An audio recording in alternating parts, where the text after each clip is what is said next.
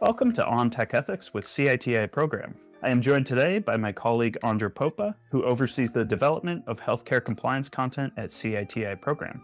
We are going to speak to Lynn Sessions, who is the Healthcare Privacy and Compliance Team Lead and co-lead of the National Healthcare Industry Team at BakerHostetler. Lynn currently focuses her practice on healthcare privacy and data security, breach response, regulatory defense, and HIPAA compliance. In our conversation, we will discuss various ethical and practical challenges organizations face in managing cybersecurity risks and responding to incidents. Before we get started, I want to quickly note that this podcast is for educational purposes only. It is not designed to provide legal advice or legal guidance. You should consult with your organization's attorneys if you have questions or concerns about the relevant laws and regulations that may be discussed in this podcast. In addition, the views expressed in this podcast are solely those of our guest. And on that note, welcome to the podcast, Lynn. Thank you. So just to get started, I gave you a very brief introduction, but can you tell us more about yourself and your work at BakerHostetler? Sure, I'm happy to do that. So I have now been at Baker for almost 15 years. I have been a healthcare lawyer for the 30 plus years that I've been in practice. I was an in-house attorney at Texas Children's Hospital before coming here. And since being here, I focus my practice on guiding healthcare organizations through cybersecurity incidents, privacy incidents, and the regulatory investigations that follow that, whether it's with the Office for Civil Rights or any state attorney general investigations that may arise. As part of that, we get kind of a real up close view of what it is the regulators are looking for our healthcare organizations. And through that, we're able to also provide them with guidance around how to be proactively compliant with both HIPAA and the emerging state laws that are in place now governing many of our healthcare institutions across the country. I lead a team of about 15 lawyers that's exclusively focused in this space. I'm part of a larger group, the Digital Asset and Data Management Practice Group, where we have over 100 lawyers and technologists that help organizations through a variety of different legal issues as they come up on the continuum of data, as we say. So, given your experience advising clients during ransomware attacks and data breaches, how do you guide organizations in balancing whether and when to pay ransom? So it's a great question. And I oftentimes are working with the CEOs and perhaps the board of directors chair and helping to make these decisions for our healthcare organizations. It really is a classic lawyer answer that I'm going to say it depends. But really, what that comes down to is looking at what is the impact to the healthcare organization when they're suffering a ransomware attack. Mostly what we're seeing today is what I will call the double extortion. So not only are systems encrypted by a threat actor that gets into the network, but we also see that they take data. And we've seen the threat actors use that kind of to their advantage to help pressure a healthcare organization into paying the ransom. With many of our large health systems, many of which are nonprofits, their 990s and other financial information are available on their websites as part of being a nonprofit. And so many of the threat actors have done their homework to get a sense of what the financial wherewithal are for those organizations. Some of them are just well known, right? We've got some of the best healthcare organizations throughout the world. And even though most of these threat actors are over in Eastern Europe or Russia or in other locations, they know about who our big players are. And if they don't know who the threat actor is, they do their research and do some reconnaissance on them. Sometimes we find that they're looking for their cyber liability insurance policies and they use that as part of the negotiations. Other times it's very clear that they know what their financial situation is and use that. So we take all of that information and help guide the healthcare organization on whether it's right for them to pay or not to pay. I tend to start with the premise that I don't want you paying these criminals, but that's not really my decision to make, right? Like that comes down to what's in the best interest of that organization, how quickly they can recover from the encryption event, if they have to rebuild from scratch or whatever that looks like, versus paying ransom for a decryption key that also might be fraught with issues when they try to restore using the decryption key. And then two, getting a sense of what is the data that's involved. Even if they pay the ransom, if there is PHI or PII, personally identifiable information, that was taken by the threat actor, they still have to notify all the affected individuals. So they have to deal with all of the regulatory consequences, all of the litigation consequences that comes with having to do all the notification. So that's something we want to explain to the CEOs who, aren't HIPAA experts typically, It's certainly not in the sense of their privacy officers are and or as we are in being able to provide that advice. So initially we look at, is there an OFAC sanctions issue that we have to worry about? Can we even pay the threat actor? And we go through this calculus with the CEO and the CFO and others that might be in their cabinet and help them make that decision. But at the end of the day, it's the client's decision to make. And there's not really a right or wrong answer to that, depending on what the threat actor demands and what the impact to the organization is. When advising clients, how do you balance the need for transparency with the parties whose data was compromised?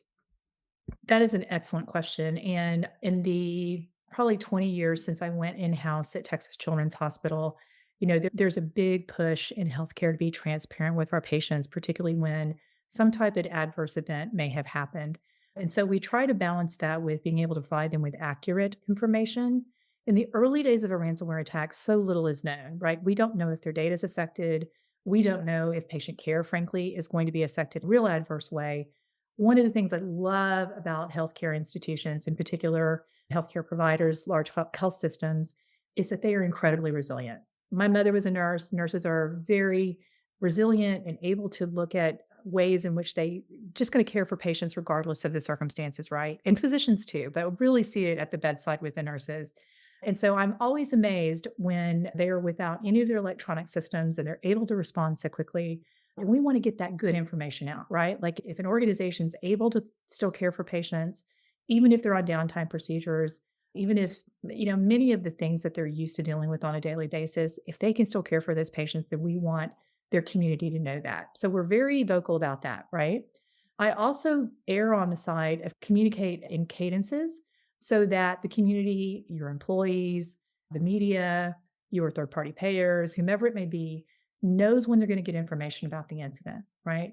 And there's things that we can provide early on. There's a lot of things that we don't know.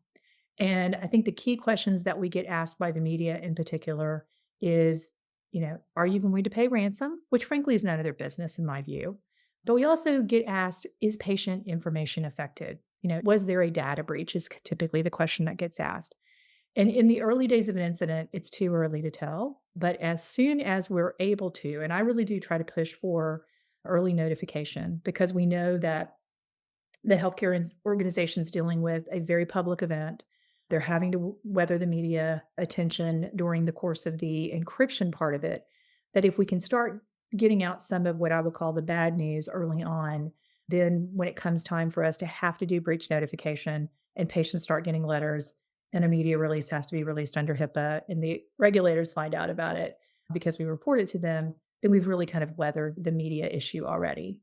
And what I found is that most of the healthcare organizations that I get to represent are upstanding institutions within the community, right? So they enjoy a very trusted relationship with the community. And the long-term consequences, there's the legal issues, there's the regulatory issues, there's the class action lawsuit that gets filed by the plaintiff's attorneys. But for the most part, there's not a significant impact to those organizations in the sense that people quit going to them. There may be a few that say, I'm going to go to the hospital down the street. But for the most part, we are happy with our healthcare providers. We will continue to go to the hospitals and to doctors that we work with. And we don't see a significant long-term impact on the reputational risk around us. In addition to the post incident response, how do you advise organizations on preventing future breaches or future ransomware attacks? What can they do to prevent them from happening in the first place and also again in the future? Yeah. So interestingly, you were probably the most secure as a healthcare organization following a big incident, right? Because you had a forensic investigation firm that have not only looked at how did this threat actor get into your systems, but what are the other ways in which bad guys can get into your systems. And sometimes we hear from CISOs like, okay, this was probably one of the best things that could have happened to us, as painful as it was, because some of the things that I've been wanting to put in place, I can now get because, there is an organizational awareness of how bad these things can be. Well, that's not true all the time. I tell my CISOs all the time, you have to be perfect 100% of the time, and the bad guy just has to be right once, right? They just have to get lucky once and get in your systems. But I will say this, HIPAA is a really good regulatory framework. It has been in place with the privacy rule for over 20 years, security rule for now 20 years. And it has been somewhat pressure tested, right? And it allows for flexibility depending on the size of the organization, the sophistication of the organization, and the dollars, frankly, that they're able to spend on security. HIPAA does allow for that flexibility. So, a lot of times it comes down to being aware of what your risks are and knowing where your PHI is. So, it comes down to some of the basics. It's usually not something that is so sophisticated. There's a lot of really good tools out there now that are helping our CISOs secure their environments, but it comes down to the basics. Knowing where your PHI is, which HIPAA would call that a PHI inventory, and then assessing where the risk and vulnerabilities are to those PHI. And so then you can put in appropriate safeguards, whether they're administrative safeguards, technical safeguards, or physical safeguards that help protect that protected health information. And that's really what it goes to. So it sounds very simple.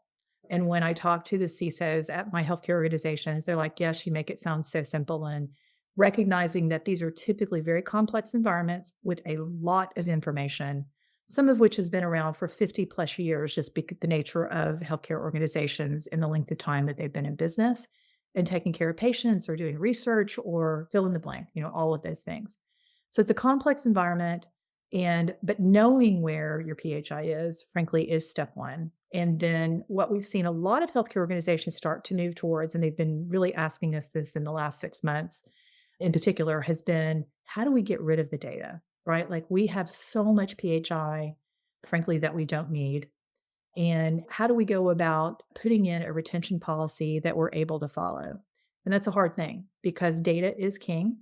Healthcare organizations use data for a variety of different reasons, for quality purposes, for determining business impact and business plans around where they may go next.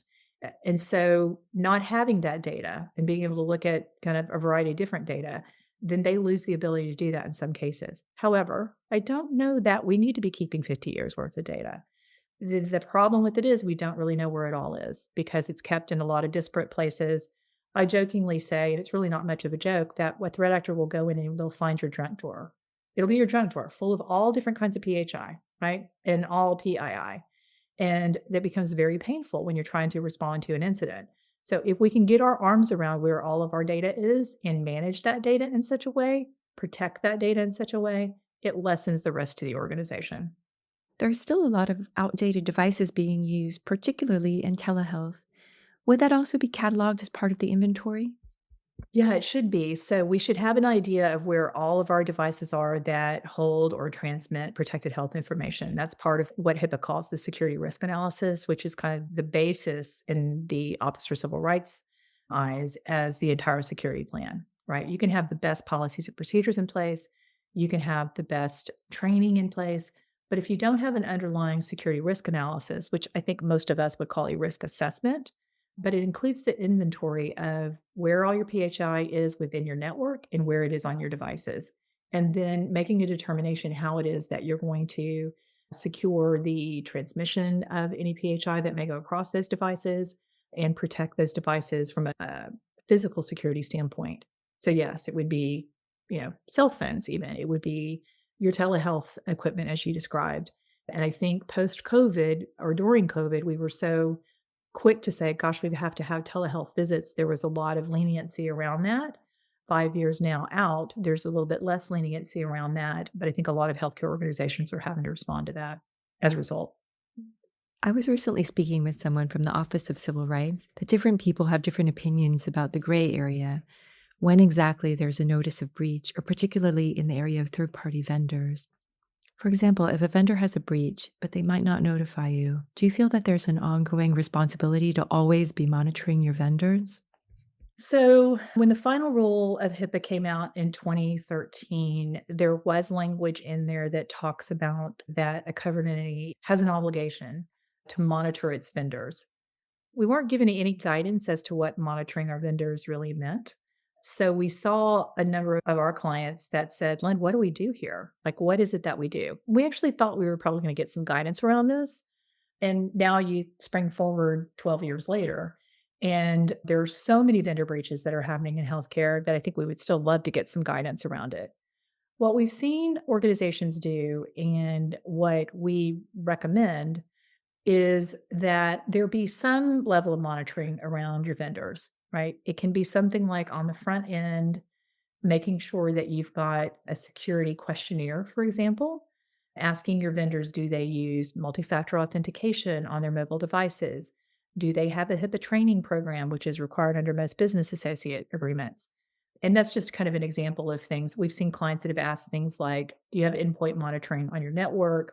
And I have to review the business associate agreements for my law firm. So we see the types of things that are coming in and with our great clients who, are asking us to sign the business associate agreements and the security questionnaires.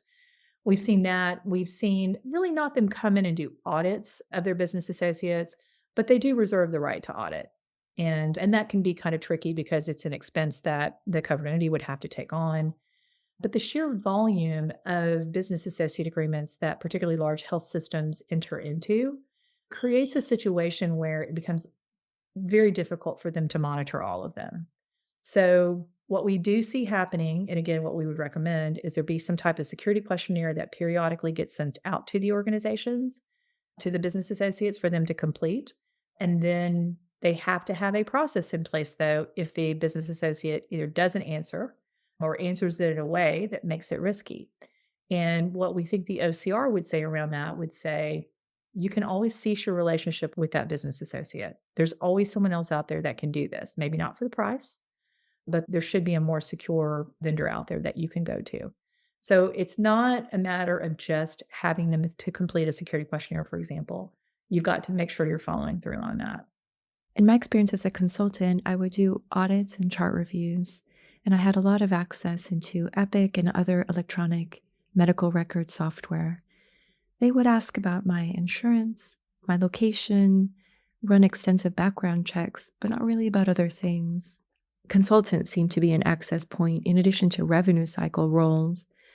I've read that they're impersonating the credentials of revenue cycle roles as they have control over Epic and the way things are billed and the addresses. So leading up to change, probably within 18 months of the Change Healthcare matter that happened in February of 2024, we were contacted by a number of our clients who were having intrusions into their revenue cycle department. It seemed like over a period of about 18 months, nearly every business email compromise that we were handling on the healthcare team was through Rev Cycle. It was shocking to me how many were revenue cycle. And so when Change Healthcare happened, we were not shocked. Like it was kind of like we saw something like this might be happening.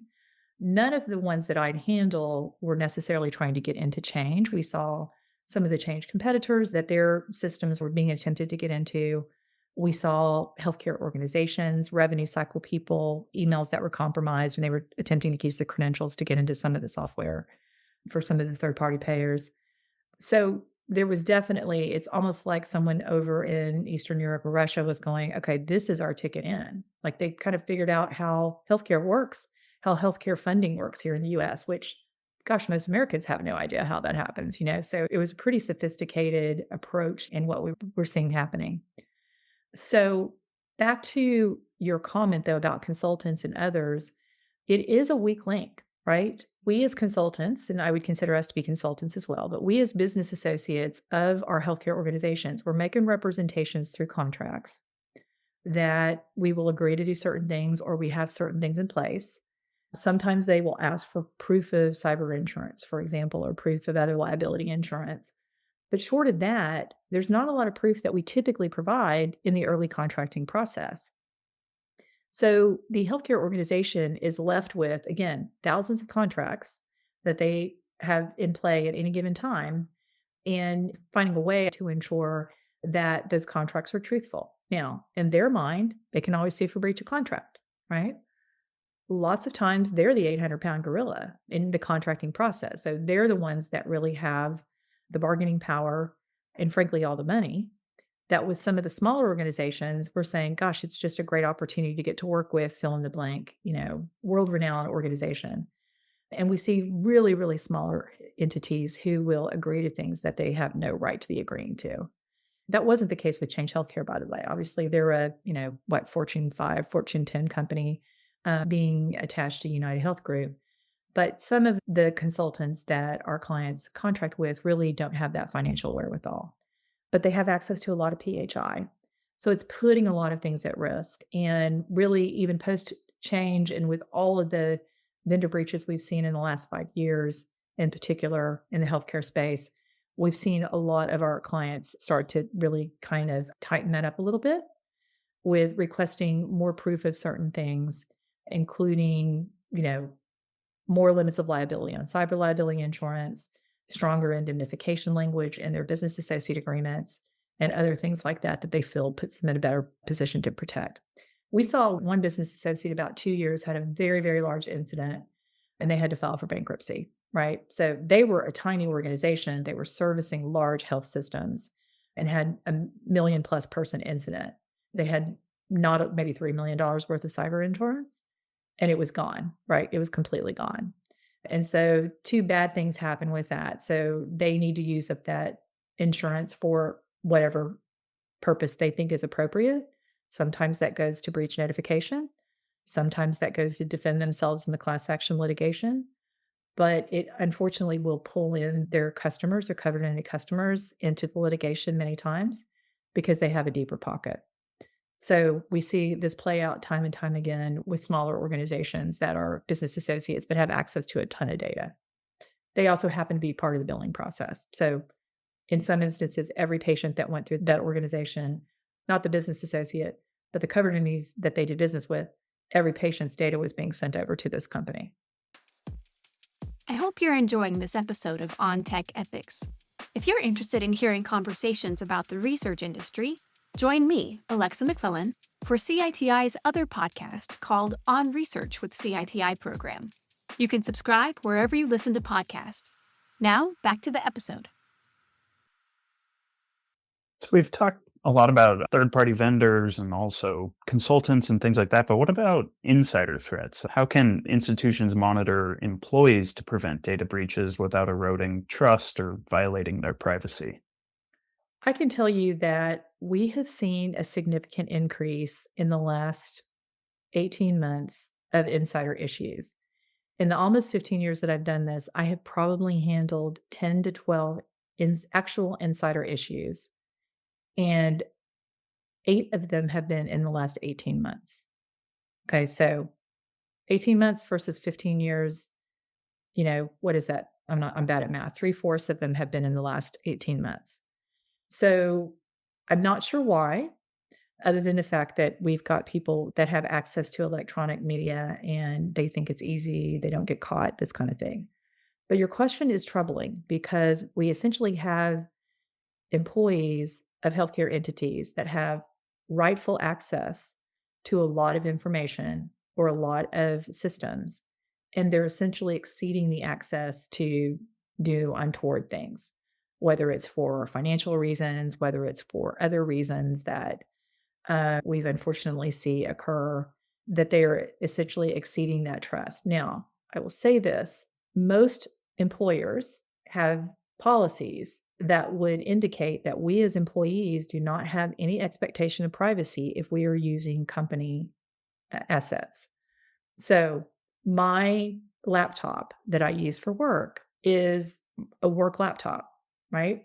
If I choose to put personal information on there, if I choose to do my taxes, if I choose to engage with personal conversations with my family, with significant other, whatever, then I should have no expectation of privacy as an employee of my firm, right? And that's the truth, right? Like that is how most policies are written, is that the assets that are company assets are to be used for company purposes. And if I choose to use them outside, then I should have no expectation of privacy. That sounds very harsh. Most of my organizations are a lot nicer than me, and they're not really trolling their employees for inappropriate activities. And it's usually quite a surprise when we find that there has been an insider issue. And oftentimes it's an insider that is a very high performing individual, and their supervisors are shocked that they're even involved in this type of activity. That's the usual situation that we see, in the rare occasion that we've had insiders, although I did mention there's an increase. There is also a group that was identified by many of the forensic firms that's called famous Chalima, that is tied to the North Korean government. And they are intentionally seeding into organizations, going through an interview process with the IT department, working remotely, which remote workers have put us more at risk too, particularly in this space. And they are infiltrating into organizations and essentially doing just enough work to fly under the radar, but then potentially holding those organizations for ransom once they've kind of gotten infiltrated in. We've also seen insiders where there's been remote interviews where they're pretending to be someone working inside and they're job sharing, right? Like, so they're job sharing with other individuals in other parts of the world. And it is very difficult for our organizations to catch this. Part of what it is a lot of healthcare organizations have faculty members that travel all over the world. So you can't say, okay, well, we're going to not let people log in from foreign countries, right?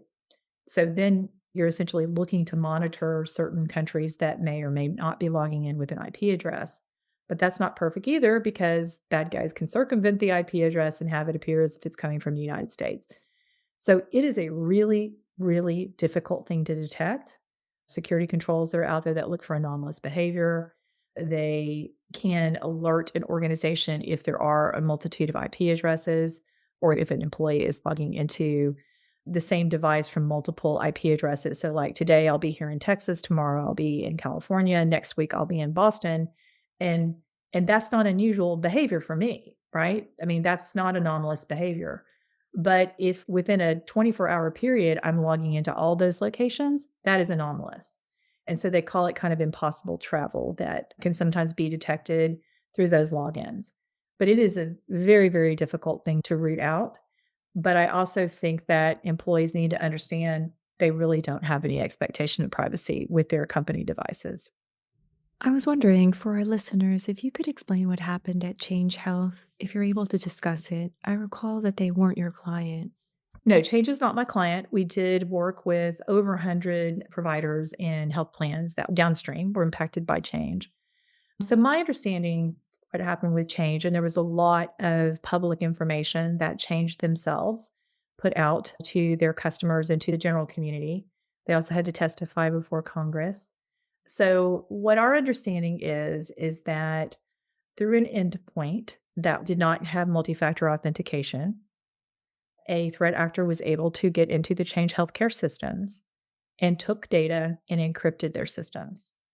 Change quickly responded, chose to rebuild their systems from scratch as opposed to paying for a decryption key and restoring using the decryption key.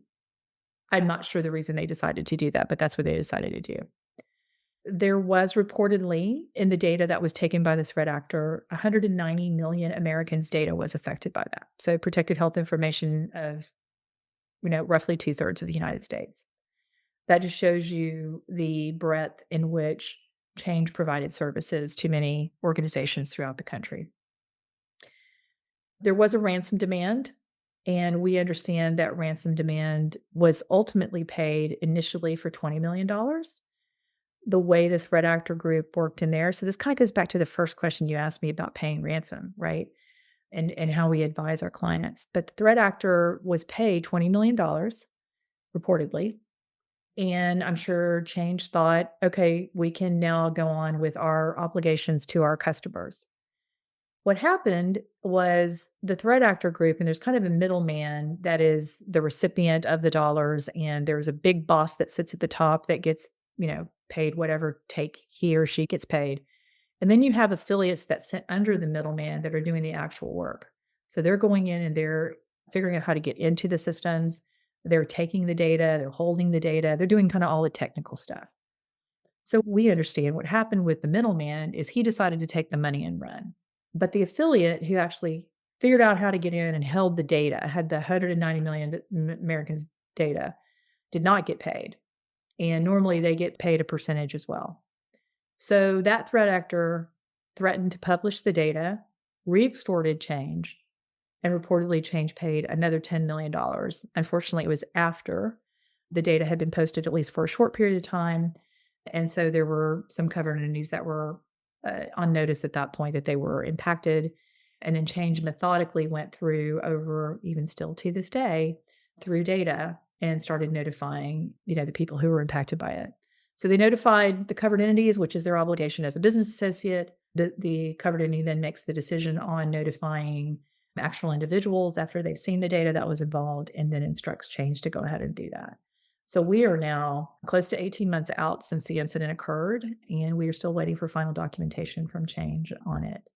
So I think they were pretty transparent, especially early on in trying to calm their customers.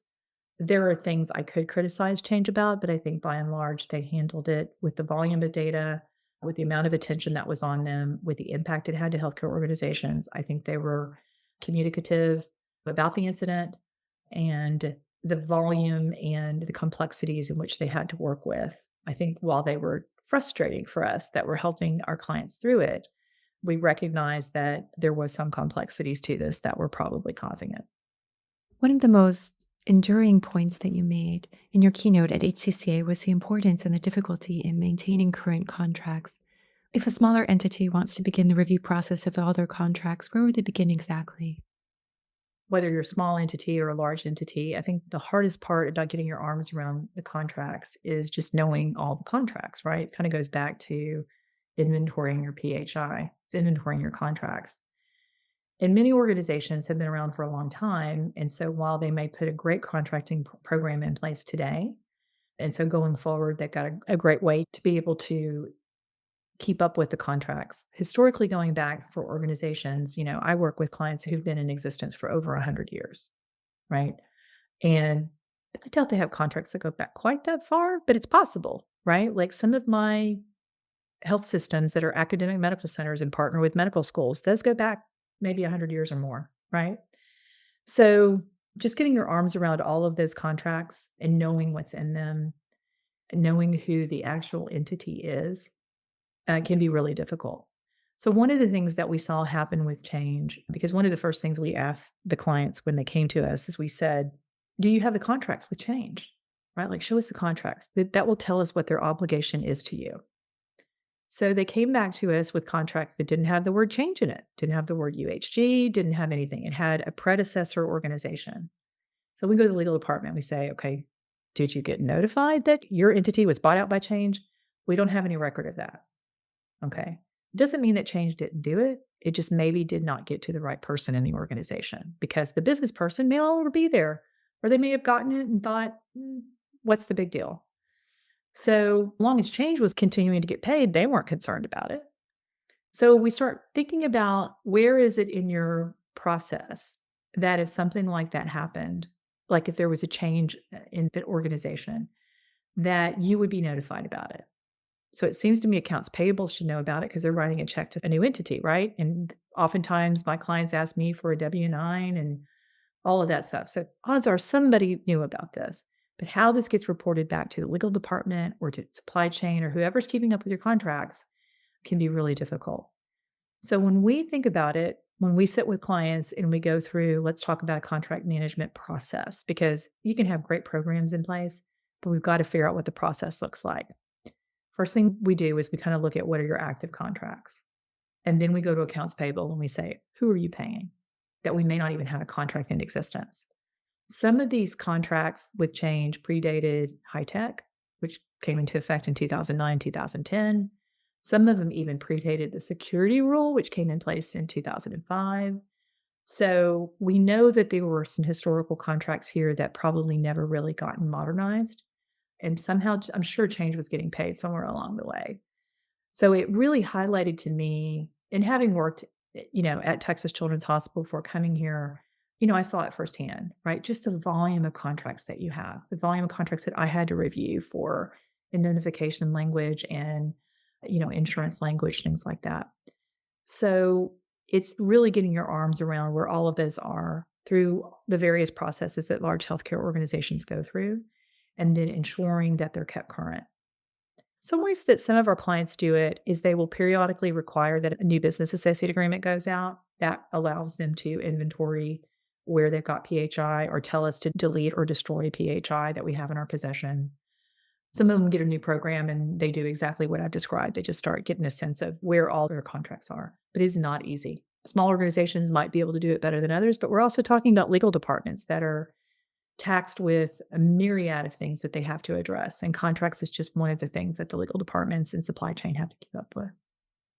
Speaking of smaller organizations with limited resources or just any organization in general, can you talk a bit more about the challenges that they face when aligning compliance with the practical implementation of some of these mitigation measures that you've been mentioning?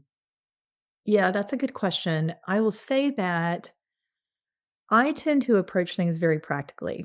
So HIPAA does allow for some flexibility, as I mentioned earlier, depending on the size and sophistication of your organization. However, it doesn't alleviate the need for you to put in administrative, physical, or technical safeguards. There's two places that I see healthcare organizations have challenges from a compliance standpoint and a mitigation standpoint. And they're really around the people because oftentimes we see smaller organizations that have a leader that wears multiple hats. So you have a chief compliance officer, and that chief compliance officer handles all compliance across the organization, right? So whether it's Medicare, Medicaid compliance, it's billing compliance, it's HIPAA, and we can kind of go on and on with the various compliance that healthcare providers and other organizations have to adhere to. So that's kind of, I think, the first thing that I see is you've got someone who is tasked with doing a lot of different things and having to keep up with a variety of different regulations that, are constantly changing or at least constantly having different focus. So that's one of the challenges that I see. I will say this, if you can partner with good consultants, if you can partner with good outside counsel that are able to practically help you address the compliance issues that come up, I think that is a key partner for you to have. So one of the things we pride ourselves in is we really try to approach advising our clients from a risk perspective. So there is supposedly the black letter of the law. In working with regulators, we have a very good sense of what's important to them and where they're focusing their efforts. And when we talk with our clients, we talk about it in terms of risk to the organizations. I mean, there's certain things that are just illegal. There's certain things they have to do. But there are areas where we can say, look, this is where you should focus your time from a practical standpoint. This is where you should spend your dollars in from a practical standpoint. And there are things that are almost, even though they're not written in stone in HIPAA, we know that the Office for Civil Rights and state attorneys general are going to approach it in such a way that it's going to be just very black and white to them. And we want to make sure that they understand that. And if they don't do that, then we want to advise them of what the risk to them is going to be. And there can be regulatory risk from a penalties perspective at the federal level.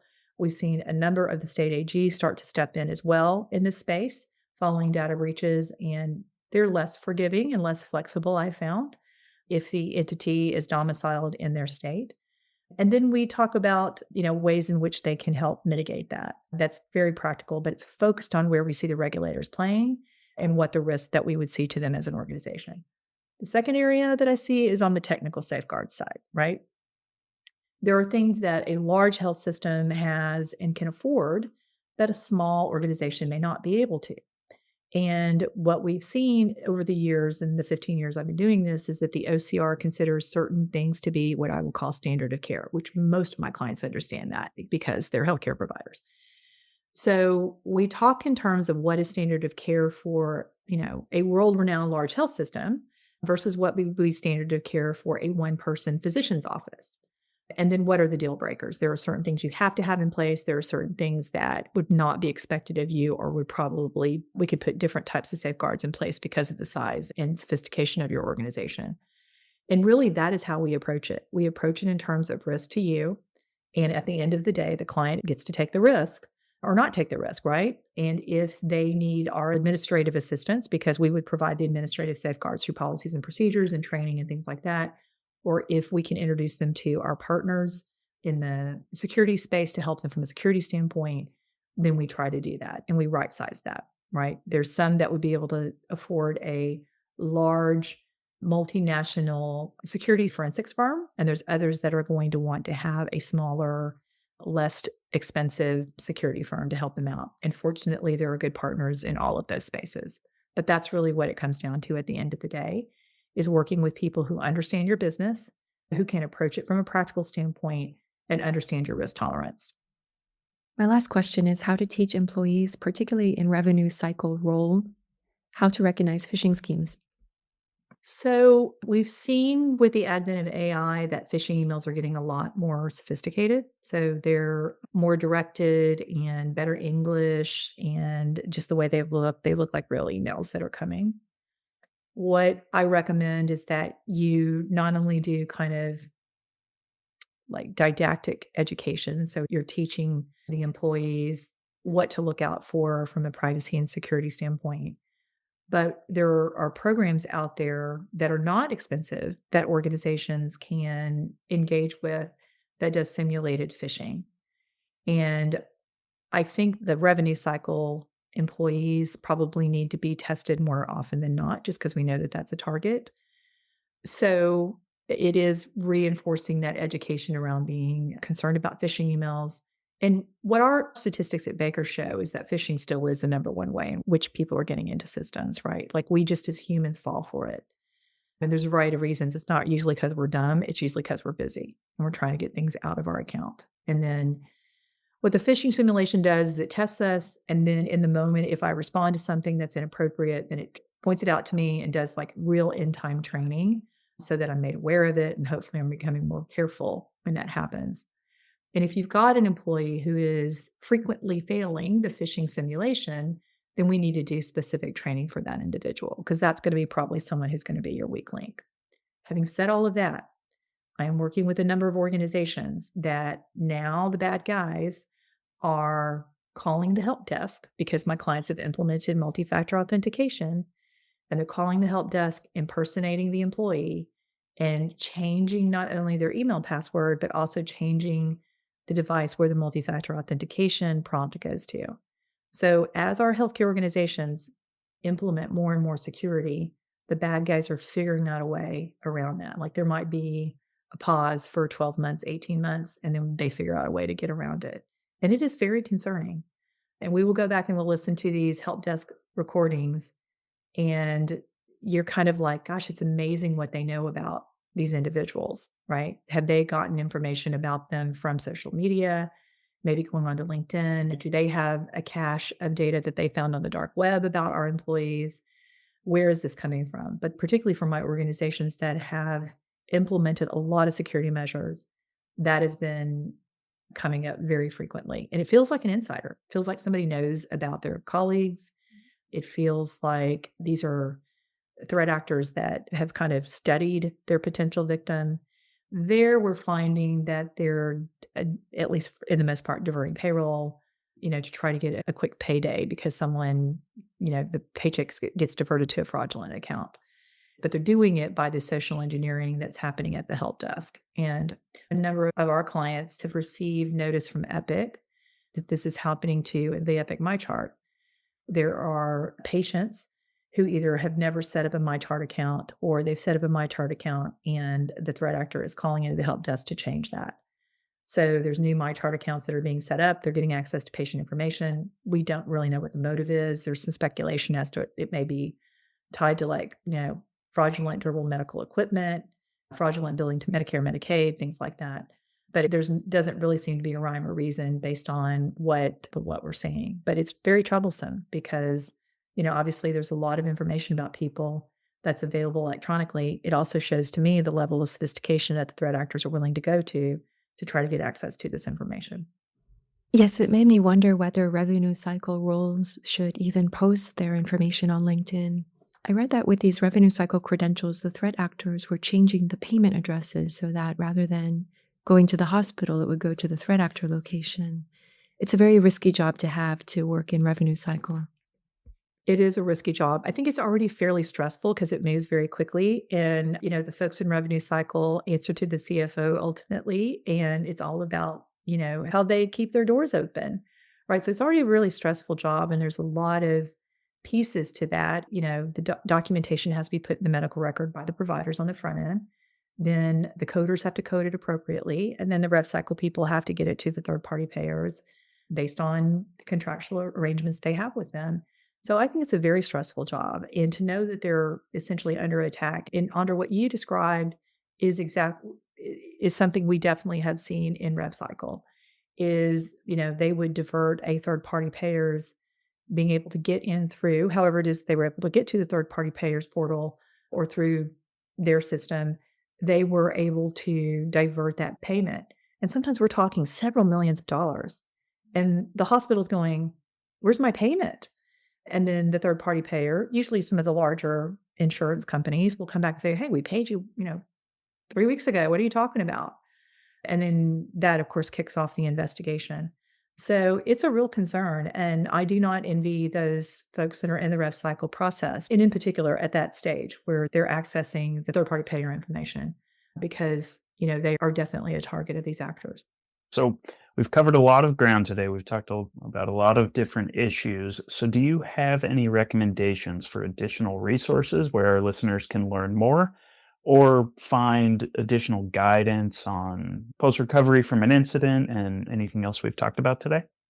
So there's a few plugs I'm going to put in. I would be remiss if I didn't say that BakerHostetler has resources on our blog, which is bakerdatacouncil.com. We've got a 50-state survey of all the data breach laws. We put out periodic blog articles on a variety of topics, whether they're, current events that we want to address or things as you described, which are, how can organizations recover from an incident? What other types of recommendations we have? And those are pretty broad recommendations, but I think it's a great place for organizations to start, healthcare or not. And then I would also say, too, that many of our industry organizations like Healthcare Compliance Association and American Health Law Association have fantastic resources from Baker, as well as from my peers at other law firms and consultancy organizations that have always provided me. I mean, I know when I was in-house, that was a place that I would go frequently. Before I would call a lawyer, would phone a friend to a lawyer on the outside. And then even now, those are things that Baker, we will go to from time to time to look and say, okay, what is it that some of our peers are saying? So there are a lot of great health lawyers out there. There are a lot of great healthcare privacy lawyers that are out there. And fortunately, many of us are great friends with each other and we share a lot with each other. But I think those two organizations are great places for my clients and my colleagues to get information. Wonderful. And I'll be sure to include links to those resources that you mentioned in our show notes. Thank So, you. my final question for you today is, do you have any final thoughts that we've not already touched on? I'll just kind of close with a global statement. Healthcare is under attack. I will tell you that there's not been a day in almost 15 years I've been at Baker that I haven't been busy. It's a good problem to have, but it's bad for my clients. And so I think being diligent around this on the security front, being diligent around it on the training front, being diligent around it on the privacy front are just key, right? You just can't let your guard down. And so I would just advise that we just remain diligent and alert to the attacks that are happening to our healthcare organizations. Thanks, Lynn. I think that is a wonderful place to leave our conversation for today. So, thank you again. It was great having you on the podcast. Right. Thank you, Daniel. Thank you, Andra. It was a pleasure. If you enjoyed today's conversation, I encourage you to check out CITI Program's other podcasts, courses, and webinars. As technology evolves, so does the need for professionals who understand the ethical responsibilities of its development and use. CITI Program offers ethics-focused, self-paced courses on AI and other emerging technologies, cybersecurity, data management, and more. These courses will help you enhance your skills, deepen your expertise, and lead with integrity.